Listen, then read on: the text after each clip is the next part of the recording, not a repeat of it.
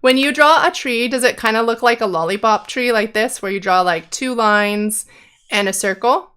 Well, there's absolutely nothing wrong with that, but I do think we can do a little bit better.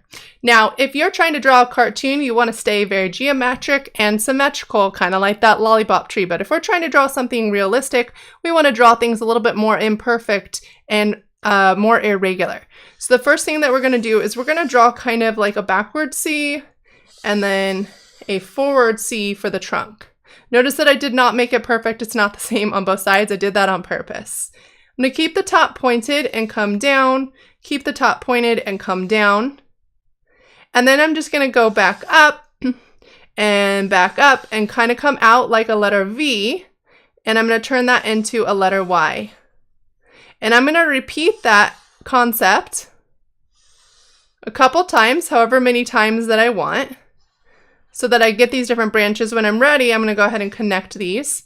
Now, if I feel like it, I could add more branches coming out from the side.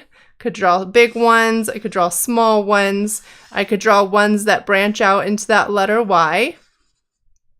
And then I'm going to come to the bottom and I'm going to draw kind of the same thing coming in and in, but I'm not going to go all the way. I'm going to add like a little irregular grass line. And then I'm going to draw an irregular grass line on either side of the tree trunk. Can draw some lines on the tree trunk for some texture.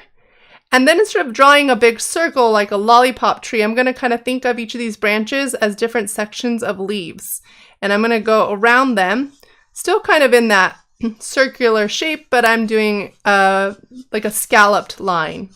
And then I'm going to come over here. Maybe I'll do a small one just on this branch alone because I don't want it to be symmetrical.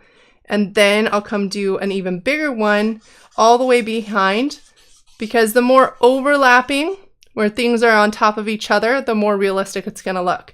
And from my other video, if you learned how to draw the clouds, I always like to draw things in groups of 3. So I'm going to draw 3 little clouds and a sun with no rays to kind of give it a little bit of a sense of depth. And then maybe I'll draw some lines for irregular mountains far in the distance. All right, let me know in the comments what you think of this video where we learned how to draw a realistic tree in 5 minutes or less, and let me know what you want to learn how to draw next.